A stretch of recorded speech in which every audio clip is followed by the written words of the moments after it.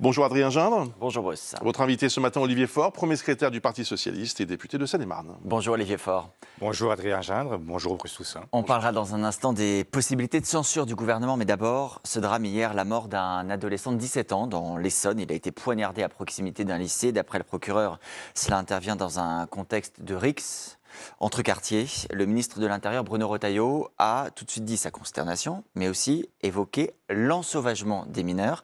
Est-ce qu'il a raison de dire les choses de cette manière ? Bon, je ne sais pas s'il faut parler d'ensauvagement. J'ai été exposé, moi aussi, à cette question dans ma propre circonscription, où on a effectivement... Vous êtes en Seine-et-Marne.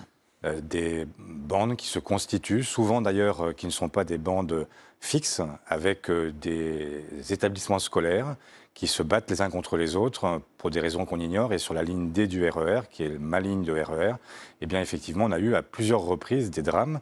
Et je dois dire que c'est assez effrayant. J'étais avec deux mamans qui étaient venues me voir un an avant que l'une d'elles perde son fils dans une rixe. Et donc, c'est vrai que ça fait partie des sujets sur lesquels on a, pour l'instant, trop peu travaillé. Et donc, il faut à la fois une réponse pénale ferme, il faut de la prévention, de l'encadrement, un meilleur travail sur les renseignements, faire en sorte qu'on puisse arriver à faire en sorte de maîtriser ces phénomènes. Il y a un texte sur la justice des mineurs porté par Gabriel Attal, qui est d'ailleurs examiné aujourd'hui en séance publique au Sénat.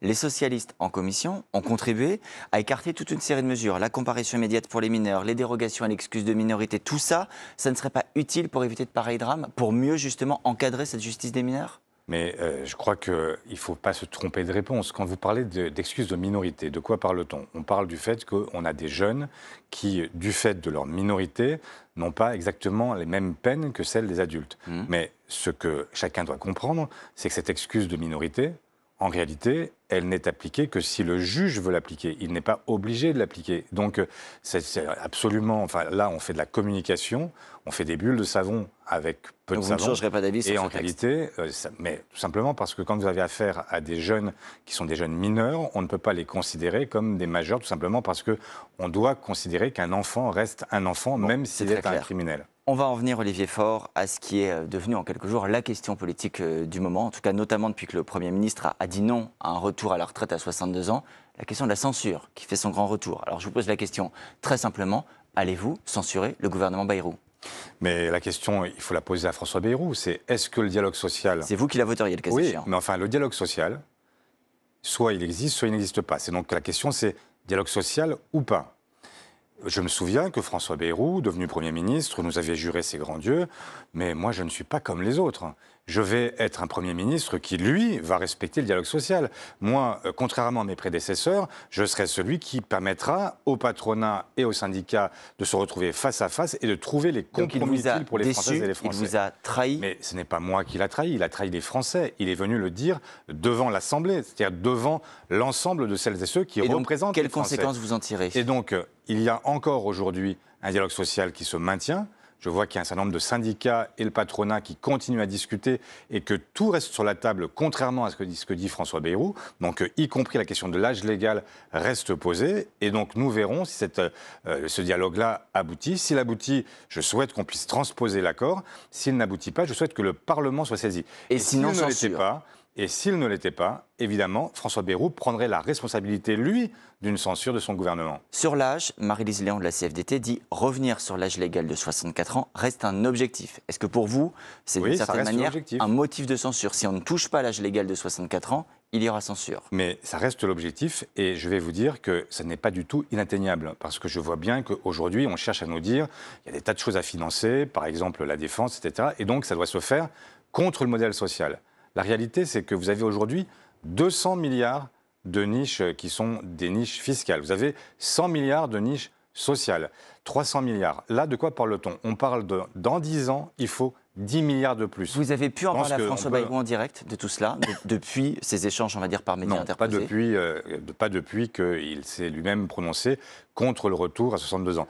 Et donc, mais en fait, la réalité, c'est que ces propositions-là, elles sont sur la table et je souhaite que le débat qui se prolonge permette de contribuer à faire connaître les alternatives qui existent.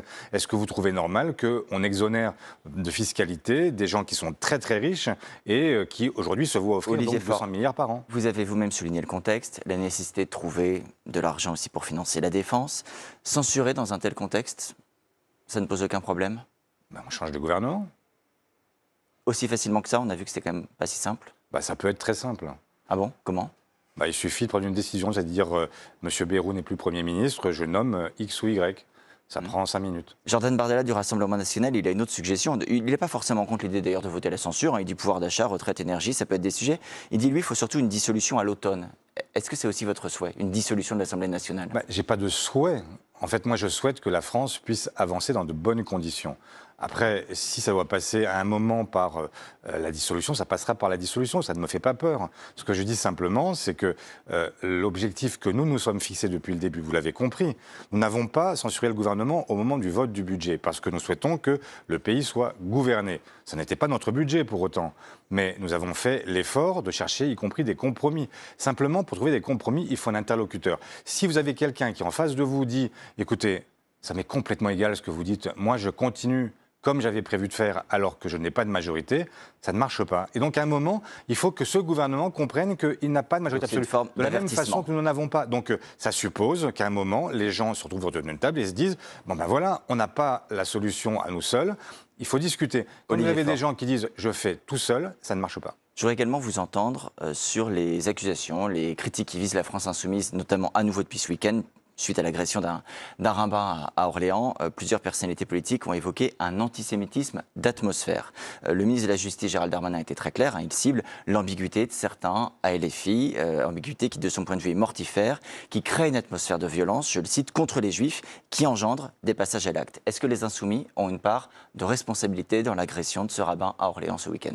Bon, d'abord, je veux dire ma solidarité et mon soutien à la fois à Ari Engelberg, qui est le rabbin d'Orléans, mais aussi à son fils, qui a assisté à cette scène odieuse et dont j'imagine qu'elle sera un traumatisme profond pour lui pendant de très longues années. Ils sont les victimes d'un antisémitisme d'atmosphère alimenté par LFI. Ils sont victimes d'un antisémitisme, je ne sais pas ce que ça veut dire d'atmosphère, il y a un antisémitisme qui existe en France, avec des gens qui considèrent que les Juifs, les Français juifs, sont responsables de ce qui se passe, y compris à l'extérieur de nos frontières.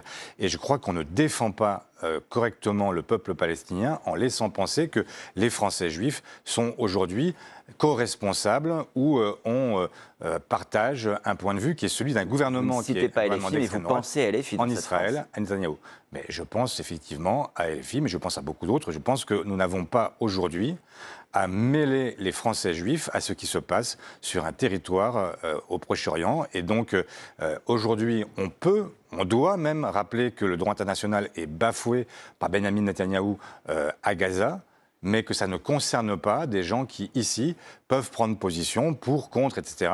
Mais ça n'en fait pas des coupables. Et donc, ils n'ont pas à subir cet antisémitisme qui a des racines profondes, diverses en France, de droite, de gauche, parce que malheureusement, l'antisémitisme est un poison qui, depuis longtemps, sévit. Et moi, ce dont je me souviens, c'est que longtemps, la gauche radicale a été le refuge, justement, des Français juifs. Je me rappelle de Alain Krivine, Henri Weber, Daniel Ben Saïd, qui ont été, en fait, les figure de proue de l'extrême gauche des années 70, parce qu'à l'époque, ils considéraient que l'extrême gauche était le meilleur rempart contre le fascisme. Eh bien, je souhaiterais que tout le monde se souvienne de ce que furent ces trois-là. Merci beaucoup, Olivier Faure. Merci, Adrien.